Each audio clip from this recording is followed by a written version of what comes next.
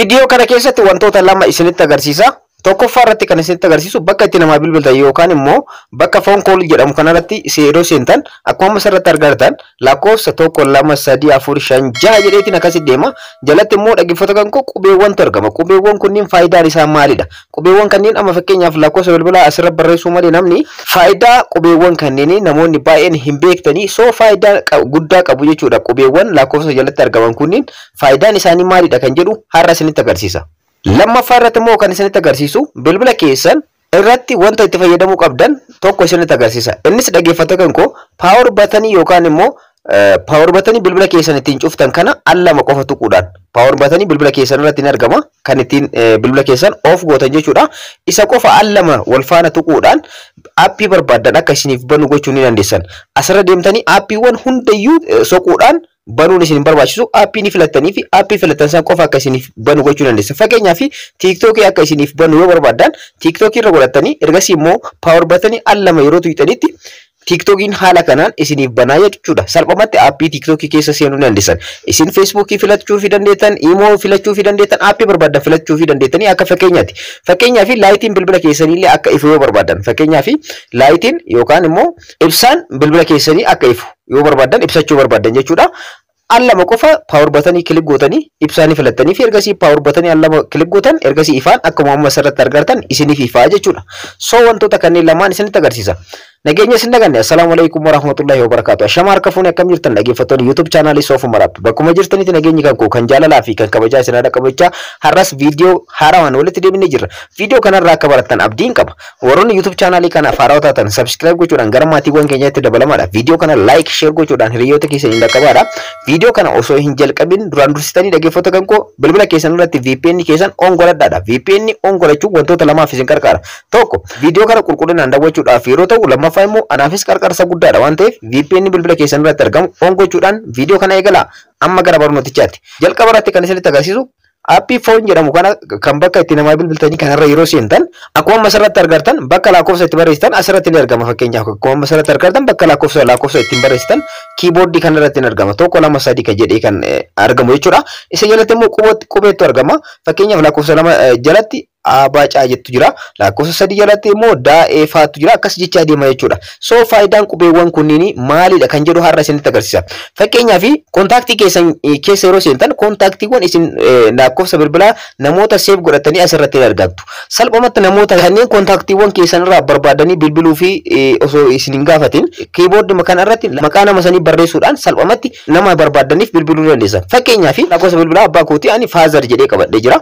Faazar kan jedhu kana maqaa isaa qofa barreessuudhaan akka naaf baasu gochuu danda'a. Kanas kan godhu qubeewwan as jalatti argaman lakkoofsa jalatti argaman kanneen itti fayyadamuudhaan jechuudha. Fakkeenyaaf Faazar kan jedhu akkuma iskiriin irratti isiniif barreeffame kanatti barreeffadhe kan seef ittiin godhadhe jechuudha. Lakkoofsa bilbilaa abbaa kan kootii. Kanaafiyyuu qubeewwan kanneenitti akka fayyadamee akkaataa ittiin lakkoofsa abbaa kootii baasu isinitti agarsiisu. Fakkeenyaaf faan kan argamtu lakkoofsa 3 jalatti. Lakkoofsa 3 irra kilik gootan faan as jalatti argamti waan ta'eef. Ergasii immoo aattu taana Faazar kan jedhu jechuudha. Aattu taana ana immoo lakkoofsa 2 jalatti argamti. Ergasii immoo taattu argama. Taana immoo lakkoofsa 8 jalatti argamti. Ergasii immoo dhaggeeffattoota kan haattu taana haana immoo lakkoofsa 4 jalatti argamti. Ergasii immoo akkuma asirratti argattan Faazar kan jedhu jalqaba irratti osoo qubeeyyuu hin xumurin naafitee jira. Garuu an haa xumuree isinitti agarsiisu. Ergasii immoo eettu argama. Een immoo lakkoofsa 3 irratti argamti. Ergasii immoo raattu argama. Raan immoo lakkoofsa 7 jalatti argamti. Kanaafiyyuu egaa akkuma asirratti argattan qubee kanneen qofa fayyadamuudhaan Faazar kan jedhu lakkoofsa bilbilaa abbaa kan kootii asirratti naaf baasee jira jechuudha. Kanas haala kanaan itti fayyadamuu dandeessan. Fakkeenyaaf kan biraa immoo sarchi godhee isinitti agarsiisu. Fakkeenyaaf maqaa obboleettii kan kootii sister jedhee lakkoofsa bilbilaa isii seef godhadhe. Kanaafiyyuu barreessee isinitti agarsiisu. Saan lakkoofsa 7 jalatti argamti. Saa lakkoofsa 7 tuqa. Ergasii immoo iidha kan itti aanu. Iin immoo lakkoofsa 4 jalatti argamti. Ergasii immoo akkuma asirratti argattan saa fi ii erga barreessee booda sistaniin jalqaba irratti naa dhuftee jirti jechuudha. Itti fixuus ni danda'a. Ergasii immoo saan lakkoofsa 7, ergasii immoo taan immoo lakkoofsa 8, ergasii immoo iin lakkoofsa 3 akkas jechaa ergasii raan immoo lakkoofsa 7. So sister kan jedhu haala kanaan barreessee haala kanaan asirratti barreessee jira jechuudha. Kontaaktiiwwan keessatti bilbiloota seef godhatan maqaa nama sanii haala kanaan barreessuudhaan itti fayyadamuudhaan salphumatti osoo kontaaktii keessa nama sana hin barbaadin haala kanaan baafachuu ni dandeessanii itti fayyadamaadha. Lammaffaa irratti immoo kan isinitti agarsiisu dhaggeeffattoota kan koo aappii barbaadan qofa bilbila keessan irratti hidhachuudhaan power button yookaan bilbila kan bilbila keessanii itti cuftan al lama qofa kilik gochuudhaan appiin barbaadan akka hojjetu gochuu akkaataa ittiin dandeessan isinitti agarsiisa. Kanas fakkeenyaaf akkuma asirratti argattan ibsaan bilbila kan kootii akka ifu yoo barbaade al lama qofa power button kilik yeroo godhu ibsaan ni ifa akkuma asirratti argattan. Fakkeenyaaf TikTokii akkanaaf banamu yoo barbaade TikTokii as keessa deemee soqeetiin banachuun nan barbaachisu kan na barbaachisu malla appii TikTokii qofa fudhadhaaf ergasii immoo power button bilbila kan kootii al lama qofa kilik godha akkuma asirratti argattan ergasii immoo TikTokii kan koonni banaa jechuudha. Kanaaf akkaataa ittiin sirreeffachuu dandeessan isinitti agarsiisa. Kana sirreeffachuudhaaf power button bilbila keessanii qaqqabdanii akka nama bilbila cufuudhaaf deemu ergasii immoo side key settings ka jettu ni argamti. Side key settings ka jettu kana keessanii seentu ittaan suuraan immoo dhaggeeffatu kan koo gara fuula kanaatti isin fudhata. Jalqaba irratti double press ka jettu kana on godhattan. Ergasii immoo akkuma asirratti argattan sadaffaa irratti kan argamu open app ka jettu kana irra godhachuudhaan ergasii immoo setting mallattoo setting tu fuuldura irratti argama. Mallattoo setting kana irratti kilik gochuudhaan keessa seentu. Ergasii appii barbaadan ni filattanii fi jechuudha. Fakkeenyaaf ani torchii bilbila kan kootii yookaan immoo ibsaan bilbila kan kootii akka ifu barbaada waan ta'eef torchii ka jedhu kana filadheefi jira jalqaba irratti.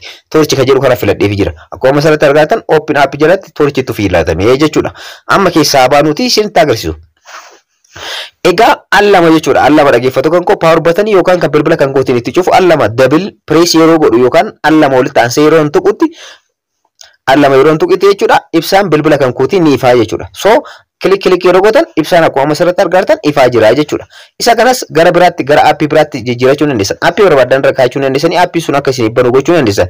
Kanas haaluma isinitti agarsiisa kanaan sirreeffachuu dandeessanii power button bilbila keessanii qaqqabdanii ergasii immoo side key settings ka jettu keessanii seentu. Ergasii immoo akkuma asirratti argattan open app ka jettu fuulduratti mallattoo setting kana irratti kilik gochuudhaan ergasii akkuma asirratti argattan appii TikTokii ni barbaada. Isin Facebook irra kaa'achuu dandeessan, imo irra kaa'achuu dandeessan, appii barbaadan kan barbaadan irra kaa'achuu dandeessanii an fakkeenyaaf TikTokii irra kaa'adhee isinitti agarsiisu. TikTokii nan barbaada. TikTok kan jedhu asitti argama. Isa irratti kilik gootan. Ergasii akkuma asirratti argattan open app ka jettu kana TikTokii filadhee jira. Amma keessaa baanee power button bilbila kan kootii al lama kilik yeroo godhutti akkaataa ittiin appii osoo wanta biraa hin tuqin jechuudha. Appicha kan osoo hin barbaadin power button bilbila kan kootii qofa al lama tuquudhaan appiin TikTokiidha open godhee keessa seenaa jechuudha. Waan biraa tuquun nan barbaachisu. So power button kana al lama kilik yeroo gootanitti haala kanaan gara TikTokii keessanitti isin fudhataa jechuudha. Egaa dhaggeeffattoota kan koo wanta kana appii barbaadan irra kaa'achuudhaan yeroo barbaadanitti jijjiiruus ni dandeessan bifa nama isinitti agarsiisan. So wanta kanatti fayyadamuudhaan yeroo keessan osoo isinirraan gubin appii barbaadanitti fayyadamuudhaaf isin qarqaaraa itti fayyadamaadha. Barnoonni kan koo kanarraa kana fakkaata akka irraa barattan akka itti fayyadamtan abdiin qaba. Warroonni YouTube chaanalii kana haarawaa taatan subscribe gochuudhaan gara maatiiwwan keenya itti dabalamaa viidiyoo kana like share gochuudhaan hiriyoota keessanii dhaqqabaadha. Yeroo biraa barnoota biraatti walitti deemna. Horaa bulaa.